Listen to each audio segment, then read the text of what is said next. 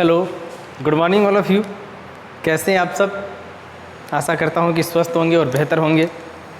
Science का portion, उसमें bio का पोर्शन हमारा जो चल रहा था उसको आगे बढ़ाते हैं। 9th की साइंस, उसमें बायो का पोर्शन, वैसे ये चैप्टर नंबर 7वां चल रहा है।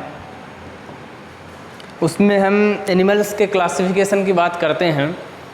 तो हम कोऑर्डिनेट्स का क्लासिफिकेशन पढ़ रहे हैं फ़िलहाल, नॉन कोऑर्डिनेट्स सारा पढ़ कर आए हैं। तो कोऑर्डिनेट्स के अंदर हमने क्या क्या पढ़ा है? हमने पीसीज पढ़ा है, रेप्टिलिया पढ़ा है, एम्फीबिया पढ़ा है। 2 वर्ग और बचे हैं जो बहुत इंपॉर्टेंट है। आज जो हम वर्ग लेने जा रहे हैं वो कौन सा है? एवीज। एवीज वर्ग, दरअसल इसको पक्षी वर्ग भी कहते हैं।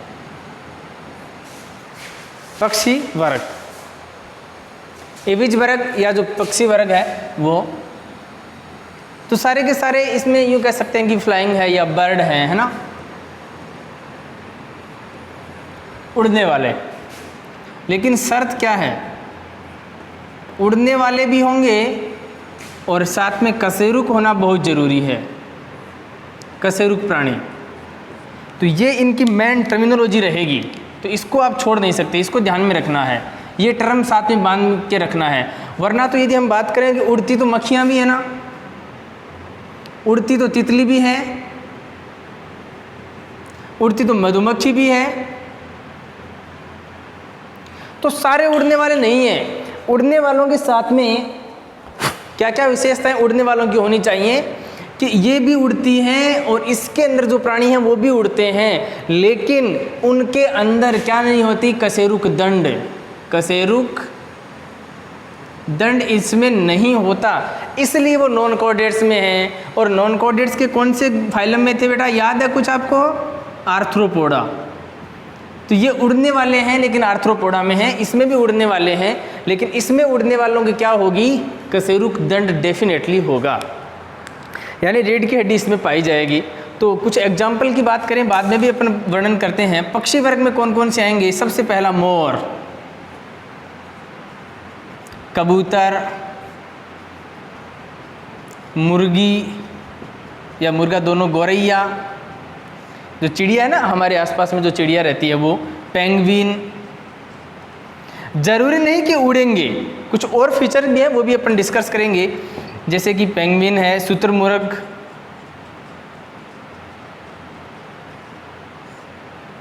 कौआ। मोर तो राष्ट्रीय पक्षी है ना, नेशनल बर्ड है। हमारा इंडिया का नेशनल बर्ड है मोर, जिसका बॉटनिकल जूलॉजिकल नाम होता है पेवोक्रिस्टेटस। पेवोक्रिस्टेटस याद रखना, मोर हमारा राष्ट्रीय पक्षी है जिसका नाम पेवोक्रिस्टेटस है, गोडावण। ये कुछ जो उड़ने वाले पक्षी हैं वो इसी ग्रुप के हैं, तो आपको ये कुछ याद रखना है। एक ऑस्ट्रिच,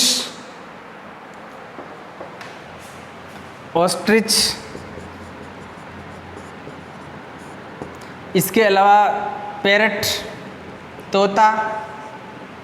ये जो पक्षी हैं ये सारे के सारे एवीज वर्ग के पक्षी हैं। तो इन्हीं को ध्यान में रखकर अब लक्षण पढ़ेंगे। उड़ने वाले इसमें आते हैं, लेकिन उड़ने वाले की भी शर्त होती है। क्या शर्त है? उसमें रीढ़ की हड्डी पाई जाएगी, कशेरुक दंड, वरना उड़ते तो ये भी हैं, लेकिन इसको फिर आर्थ्रोपोडा में क्यों रखा, उसको नॉन कोऑर्डिनेटा में क्यों रखा? क्योंकि नॉन कोऑर्डिनेट्स है ना, उसमें नोटोकॉर्ड नहीं होती। तो अब हम इसके सामान्य लक्षणों पर चर्चा करते हैं कि इसके क्या क्या लक्षण हो सकते हैं।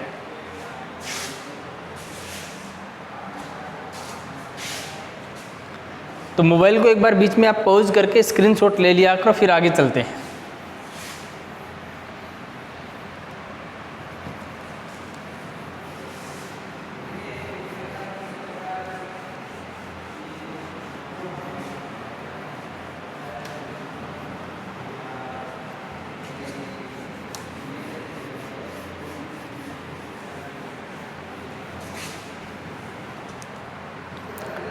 HI तक बना था शायद, ये J होगा मेरे हिसाब से। वीडियो की बात करें,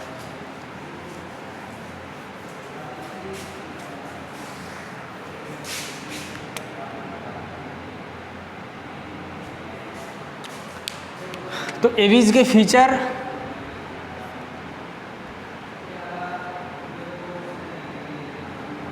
जो पक्षी वर्ग है उसके बेटा क्या क्या उनकी विशेषताएं होनी चाहिए, एक एक करके हम उन विशेषताओं का वर्णन करते हैं। पहली विशेषता, जो पक्षी वर्ग है उनकी कौन कौन सी विशेषताएं होंगी, एक एक करके हम सारी विशेषताओं की चर्चा करेंगे। जंतु जो है ना वो सभी प्रकार के वातावरण में, खास करके नभ और थल में ज़्यादा हैं। जल में भी होते हैं ना, जल में भी होंगे। तो नभ और थल जैसे कि सारे के सारे पक्षी है ना वो आसमान में उड़ते ही हैं, आपको पता है। वापस कहाँ आते हैं, थल पर आते हैं। कुछ इसमें हाइड्रोफिटिक हैं, जैसे कि जो जल में अंदर रह सकते हैं, सभी प्रकार के वातावरण में रहेंगे। दूसरा, शरीर जो है, सिर, गर्दन, धड़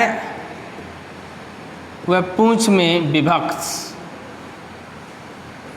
देखो सिर अलग होगा, गर्दन अलग है, धड़ वाला पोर्शन, और लास्ट में क्या होती है, पूंछ, टैल होती है इसमें। शरीर लगभग का नौकाकार, नाव जैसा। याद रखेंगे सभी का शरीर कैसा होता है, नाव के जैसा होता है, नौका के आकार का होता है। 4 जोड़ी पैर, 2 जोड़ी यानी 4 पैर, 2 जोड़ी पैर होते हैं, सब में होते हैं। लेकिन पश्च जो पाद हैं, पीछे वाले जो पैर हैं, या अग्रपाद पीछे वाले पैर हैं, वो काम आते हैं चलने के लिए। और जो अग्रपाद हैं वो रूपांतरित हो जाते हैं, वो बदल जाते हैं। किन में, पंखों में। आई बात समझ में। तो इसमें से 2 पैर रूपांतरित हो जाएंगे, किस में, पंखों में। तो पंखों में रूपांतरित हो जाते हैं। पंख कौन सा काम करेंगे, इनके लिए उड़ने का काम वो पंख करेंगे। हड्डियां जो होती हैं वो अस्थियों या कुछ उपास्थियां भी होती हैं बॉडी के अंदर, जिसके कारण शरीर क्या होता है, हड्डियां खोखली। याद रखना, हड्डियां क्या होती हैं, सारी हड्डियां खोखली होती हैं, जिसके कारण उड़ने में सहायता मिलती है। हड्डियां खोखली होती है जिसके कारण उड़ने में सहायता मिलती है। त्वचा पर पिच्छ पाए जाते हैं। पिच्छ ना, इनको पिच कह सकते हैं, इसे फीदर, विंग प्रेजेंट होते हैं। ऐड कर लीजिए, नोट कर लीजिए, फिर इसको मिटाकर आगे के और लक्षणों के बारे में हम चर्चा करेंगे।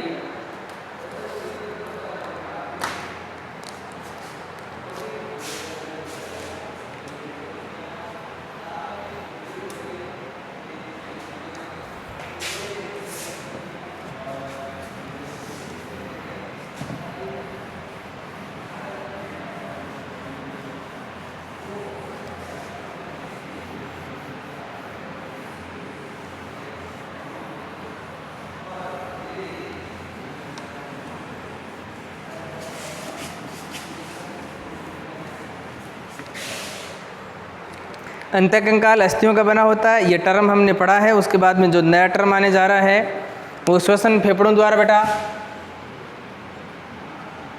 श्वसन किसके द्वारा, बायलांग।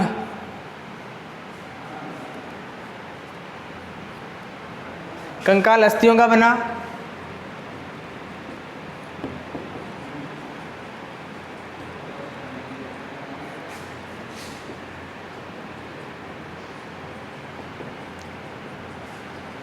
इनका जो कंकाल है वो अस्थियों का बना होता है। और जो महत्वपूर्ण लक्षण बाह्यकरण पाए जाते हैं। बाह्य कारण क्या मतलब हुआ, इससे पहले वालों के कारण जो कान थे बाहर नहीं थे, यहाँ के जो कान हैं वो क्या होते हैं, बाहर, तो बाह्य कर्ण पाए जाते हैं, जिससे ये आसानी से सुन सकते हैं। लेकिन कर्ण पल्लव नहीं होता, कवच ऑफ द कारण, कर्ण पल्लव नहीं होता है। हृदय 4 कोष्ठीय मनुष्य की तरह,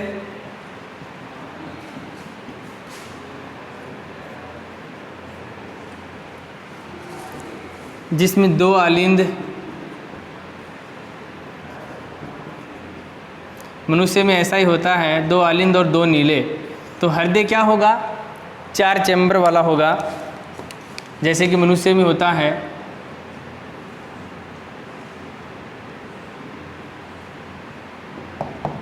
तो ऊपर वाले दोनों क्या होते हैं, आलिंद, और नीचे वाले दोनों क्या होते हैं, नीले।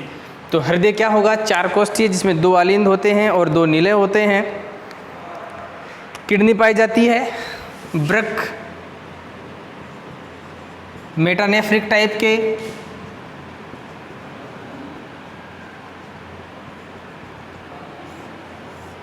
यूरिक या यूरिया, यूरिक अम्ल का सीक्रेशन करते हैं, मोस्टली यूरिक अम्ल ही छोड़ते हैं। इनका जो मूत्र है उसमें यूरिक एसिड होता है, सीधी सी भाषा में कहें तो, याद रखना। और इसमें भी कोई मूत्राशय नहीं होता।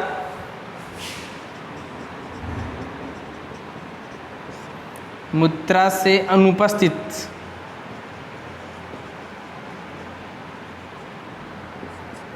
स्वरयंत्र होता है, स्वरयंत्र उपस्थित। इसी के कारण तो जब पक्षी बोलते हैं तो उनकी आवाज़ सुनाई देती है। स्वरयंत्र के कारण अजीब सी आवाज़ आती है ना, पक्षियों की आवाज़ बड़ी मधुर होती है, जैसे कोयल बोलती है तो बड़ी मीठी बोलती है, या कोई भी सारे पक्षी बोलते ही हैं, तो वो ध्वनि कहाँ से है, उस स्वरयंत्र के कारण वो प्रेजेंट होता है इसके अंदर। जंतु एकलिंगी,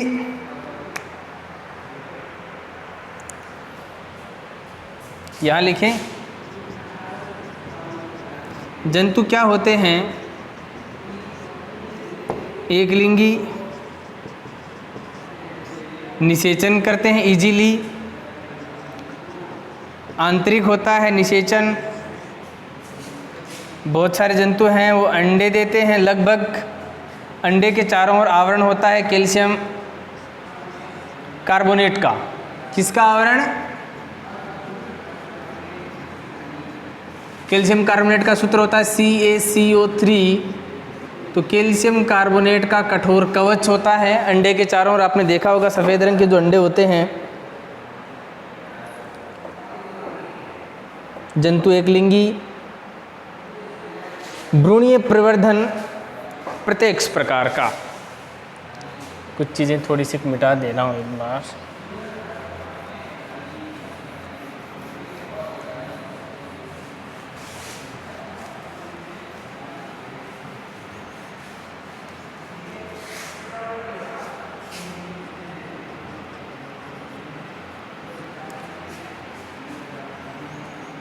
एम्ब्रियो का जो डेवलपमेंट डायरेक्ट होता है, प्रत्यक्ष कह सकते हो आप इसको।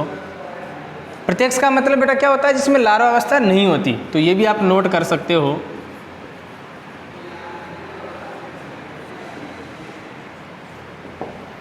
जिसमें लार्वा अवस्था नहीं होती। पैतृक लक्षण,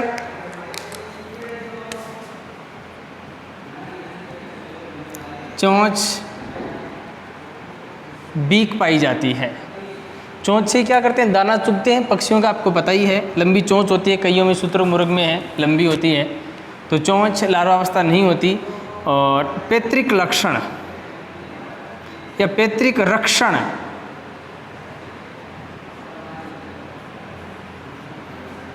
का गुण पाया जाता है। क्या मतलब है पैतृक रक्षण, पेरेंटल सिक्योरिटी का मतलब क्या है? जैसे आप सबको पता है कि हमारा कोई भाई है, हमारी कोई बहन है, माँ है, बाप है, वो सारे हमारे क्या हैं, रिश्तेदार हैं, हमारे बहुत नज़दीक हैं, हमारा उनके साथ में अच्छा रिश्ता है। तो यदि उनको कोई चोट पहुँचती है, उनको कोई मारता है, तो हम उसे बचाएंगे या नहीं बचाएंगे? बचाते हैं। क्यों? क्योंकि वो हमारे अपने हैं। तो अपने जनकों को या अपने संतानों को जो बचाने का गुण है, इसे पैतृक रक्षण कहते हैं। आई बात समझ में? तो ये गुण होता है। यदि आप किसी पक्षी के अंडों को फोड़ोगे या उसको तोड़ोगे तो पक्षी आप पर अटैक करेगा। यदि आप किसी पक्षी के छोटे छोटे जो बच्चे हैं उसको मारने का प्रयास करोगे और उस पक्षी की माँ भाई बहन जो भी उसे देखेंगे वो उसे बचाने का प्रयास करेंगे। यही जो कैरेक्टर है उसे क्या कहते हैं? पैतृक रक्षण। तो ये एक अच्छा कैरेक्टर है जो एवीज के अंदर पाया जाता है। तो इस प्रकार से मुख्यतः एवीज के जो क्लासिफिकेशन है वो हमने पढ़ा है कि क्या क्या उनके लक्षण हो सकते हैं। नोट करो बेटा अच्छे से।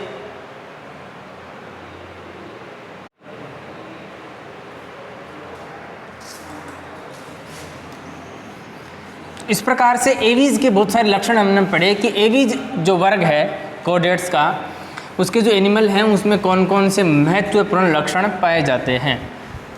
अब हम पढ़ेंगे कि एवीज वर्ग जो है उसका क्या आर्थिक महत्व है। As your level.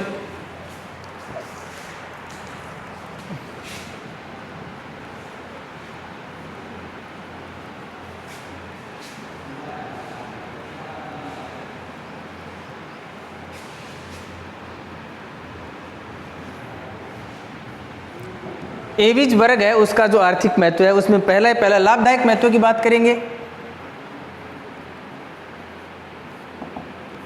पहला,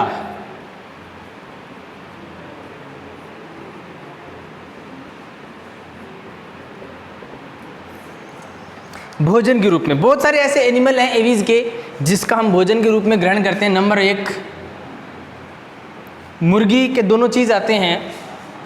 मुर्गी का मांस, बहुत सारे लोग मीट उसका खाते हैं, और मुर्गी के अंडे हैं, बतख है, बटेर है। इनको लोग मार लेते हैं और उनको खा लेते हैं क्योंकि उनका मांस अच्छा होता है। बहुत से पक्षियों का मीट है, मांस है, लोग ग्रहण करते हैं। लेकिन मेन इसमें क्या है? मुर्गी है। मुर्गी, बतख, इनके मांस और जो अंडे हैं वो खाने के काम में आते हैं। क्यों? क्योंकि इसमें प्रोटीन की मात्रा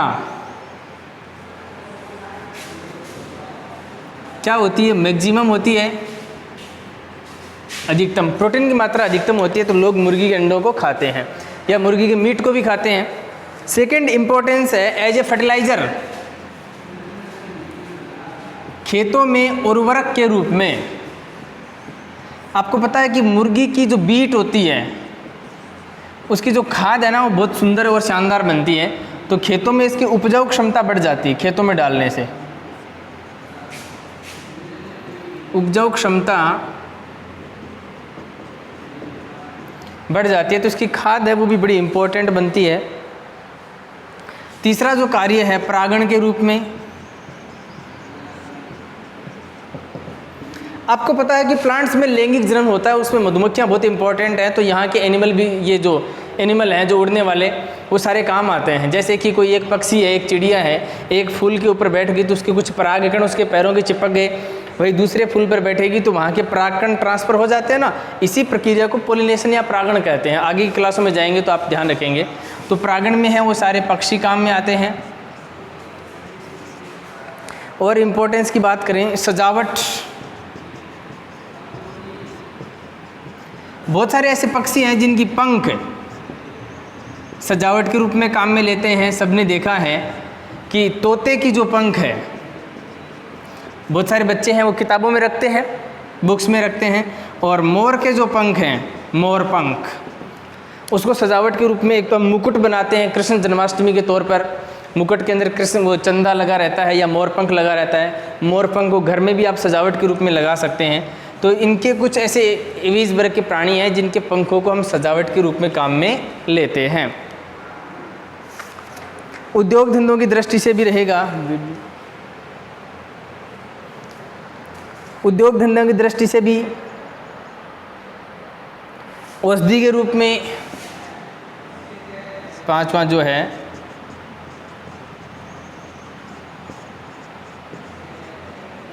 दवा बनाने में, बहुत सारे एनिमल इसके दवा बनाने में भी काम में आते हैं।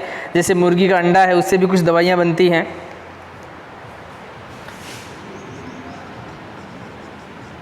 परभक्षण में। परभक्षण का मतलब जैसे कि चिड़िया है, तोता है, कौवा है, बाज है, ये क्या करते हैं, कोई जब दूसरा जानवर मर जाता है या जिंदा जानवर जिनकी संख्या बहुत ज़्यादा हो जाती है तो ये इनको खा जाते हैं। आपने देखा कि टिड्डी आती है तो कौवा उसको पकड़कर खा जाएगा, कबूतर है उसको पकड़कर खा जाएगा। तो इनकी संख्या कम हो जाती है ना, तो किसी जानवर द्वारा दूसरे जानवर को मारकर खाना, इसे परभक्षण कहते हैं। इससे प्रकृति का बैलेंस बना रहता है। तो परभक्षण भी एक इम्पोर्टेंट चीज़ है, ये दूसरे हानिकारक जंतुओं को नष्ट कर देते हैं, प्रकृति का संतुलन बना रहता है। मनोरंजन, इस पेन से लिखते हैं, मनोरंजन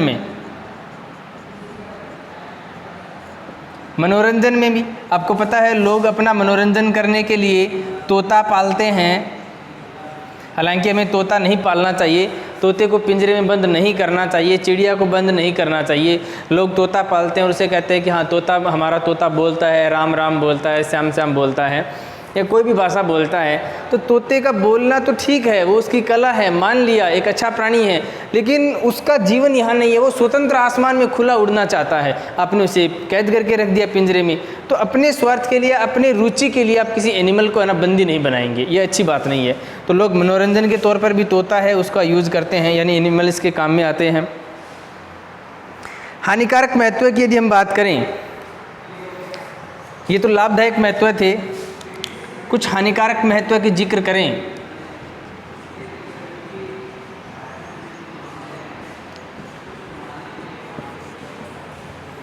हानिकारक महत्व है तो चिड़िया जो है या बहुत सारे जो कौवा है ये क्या कर लेते हैं, ये अनाज के दानों को खराब करते हैं। अनाज के दानों को क्या कर देते हैं, खराब कर देते हैं। खेत में जो फसल है उसको नष्ट कर सकते हैं और रोगों का प्रचार भी करते हैं। रोग हैं उसको एक स्थान से दूसरे स्थान में रोग फैलाने का काम भी करते हैं। तो हानिकारक महत्व भी हैं तो लाभदायक महत्व भी हैं। तो आज हमने जो एवीज जो वर्ग है, कोर्डेटा का पक्षी जो वर्ग है, उसको हमने अच्छे से डिटेल से पढ़ा है। उम्मीद करता हूँ कि आपको समझ में आया होगा। आप रफ कॉपी में या फेयर कॉपी में एवीज वर्ग के सारे लक्षण लिखेंगे और सारे के सारे इसमें क्या आर्थिक महत्व है वो लिखेंगे। एक चीज़ रह गई कि पक्षियों का अध्ययन है उसे पक्षी विज्ञान या ऑर्निथोलॉजी कहते हैं। पक्षियों का अध्ययन क्या कहलाता है, पक्षी विज्ञान, ऑर्निथोलॉजी कहलाता है, ठीक है ना। ऑर्निथोलॉजी पक्षी विज्ञान, पक्षियों के अध्ययन को पक्षी विज्ञान कहते हैं। इस प्रकार से आप इसको अच्छे से तैयार करेंगे, याद करेंगे, इसके नोट्स बनाएंगे और अच्छे तरीके से पढ़ाई जारी रखेंगे। Best of luck.